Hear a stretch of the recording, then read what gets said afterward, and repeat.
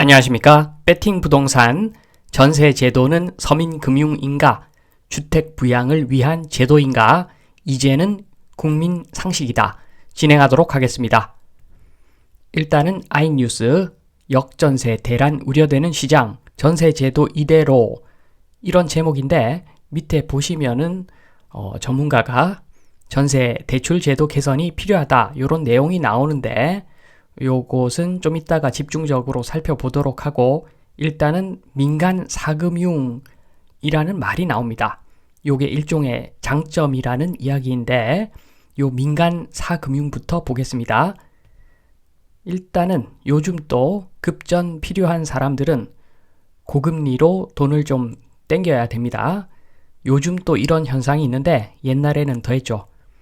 지금 보시면 왼쪽에 그 장국영의 전성시대, 홍콩 영화의 전성시대, 그리고 마이클 잭슨이 머리 뽑고 얼굴도 까만색이고 머리도 볶음머리 해서 나왔던 그 잭슨 5 시절에 한마디로 옛날에는 갯돈이라는 것이 유행했었죠. 누구나 갯돈을 했습니다. 개를 들어가지고 갯돈 운영을 했었죠.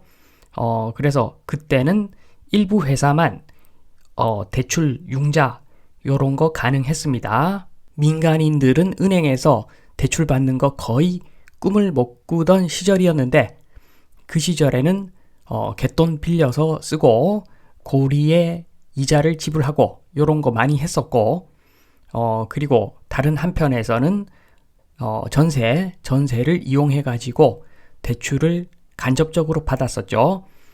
살던 집 전세로 내어놓고 그러고 나서 실제 거주는 월세로 거주하고 그렇게 해서 돈을 땡기는 방법도 있었는데 요때는 전세가 훌륭한 사금융 수단이었다. 맞습니다. 그런데 지금 아시겠지만 왼쪽에 지금 장국영, 마이클 잭슨 이런 분들 지금 없습니다. 이 사람들 지금 없습니다. 다들 돌아가셨죠. 그만큼 시절이 많이 변했고 대한민국도 더 이상 개인이 은행에서 대출을 못 받는 그런 나라가 아닙니다. 이제는 누구나 은행에서 대출을 받을 수가 있고 특히나 요즘은 가계 대출이 압도적으로 많습니다. 지금 이러한 시대에 전세제도 사실은 존재의 이유가 없죠. 사실은 없습니다. 그리고 최근에는 그 역전세, 깡통 전세 때문에 사람들 선호도가 많이 내려가 있는 상태입니다. 전세 거래량은 관련 통계가 작성되기 시작한 2011년 이후 1분기 기준으로 가장 적은 수치를 기록했다고 하고 그리고 지금은 빌라, 오피스텔 중심의 깡통 전세, 전세 사기 이런 문제가 발생하고 있는데 올해 하반기에는 아파트 중심으로 이런 현상이 나타날 수도 있다. 이렇게 우려의 목소리가 있습니다. 이런 현상은 언제까지? 2022년 초에 계약한 물량까지 그러니까 2024년 내년 상반기까지는 계속 역전세, 깡통전세 이야기가 계속 나올 수가 있다. 요 이야기를 합니다. 그리고 지금부터가 그 전세제도 바뀌어야 한다는 의견들이 나옵니다. 첫 번째가 근본적으로는 우리나라의 전세제도가 바뀌어야 한다는 의견이 나온다. 한문도 연세대 정경대학원 금융부동산 학과 교수는 전세 사기 문제에 대해 전세 대출을 없애는 등의 개혁이 있어야 한다.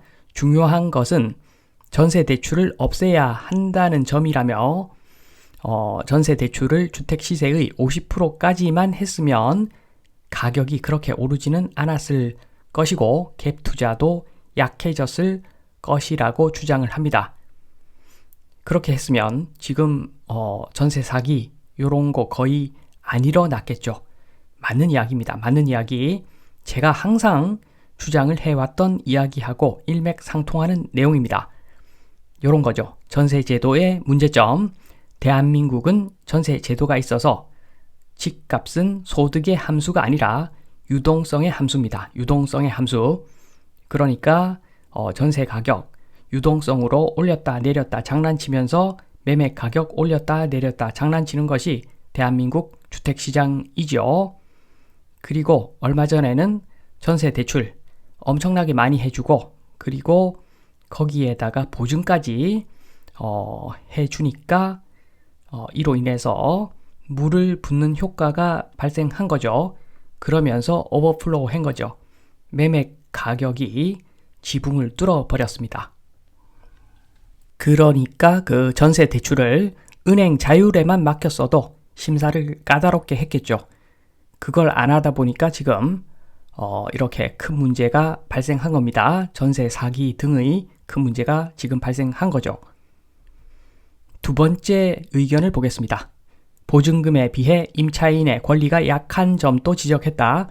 한 교수는 전세 제도는 인도나 볼리비아 등도 일부 지역에서 진행하는데 볼리비아의 경우 우리나라보다 임차인 재산권에 대해서 더 선진국 같다며 보증금이 매매가의 60에서 70%가 넘어가면 소유권 이전이나 매매 이런 데 있어서 집주인과 동등한 권한을 준다고 부연했다. 라고 합니다. 제가 그 전세제도 세계에서 유일하다고 말씀드렸는데 실질적으로는 유일한 거죠. 전면적으로 전세제도 이렇게 하는 나라가 실질적으로 유일하다고 보시면 됩니다. 그리고 인도나 볼리비아 이런 나라하고 대한민국하고 비교하면 안 되겠죠. 그럼에도 불구하고 그렇게 비교를 하더라도 대한민국 전세제도가 좀 더 이상하다는 이야기를 하고 있는데 이 부분 설명을 좀 드리겠습니다. 요런 거죠. 전세제도의 문제점.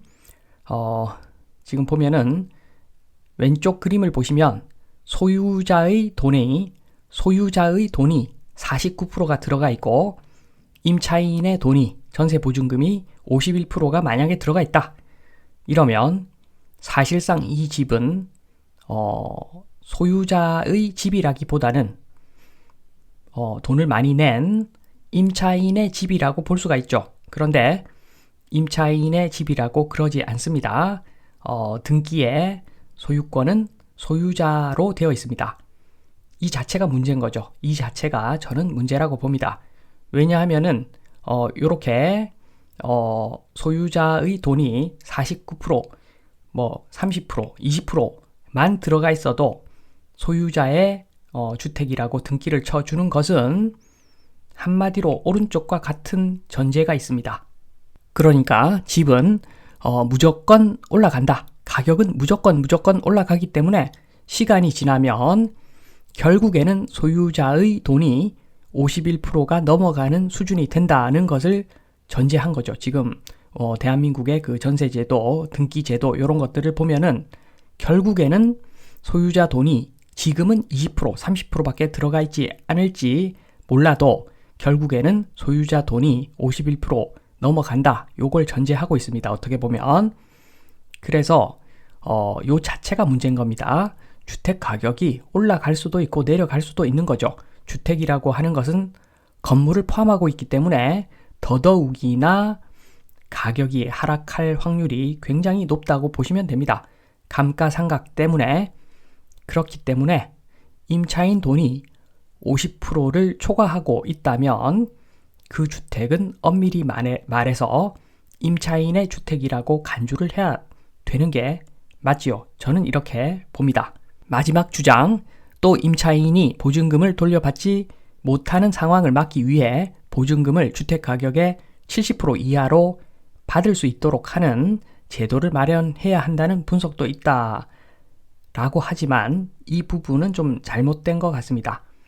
요 이야기 자체에는 매매 가격의 뻥튀기를 공식화하자 이런 주장이 담겨 있습니다. 제가 봤을 때는 그렇습니다. 자, 전세 제도의 문제점. 전세 가격이 있고 물을 붓고 그 높이가 전세 가격, 그 위에다가 기름을 붓고 그 높이가 매매 가격. 지금 이야기는 기름을 고착화하자는 이야기밖에 안 됩니다. 나중에 결국에는 전세 제도는 사라지게 되어 있고 그렇게 되면은 찐 매매 가격이 전세 가격이 될 겁니다. 전세 제도가 사라지기 직전까지 가면은 전세 가격하고 매매 가격하고 두 개가 거의 붙어버린다고 보시면 됩니다.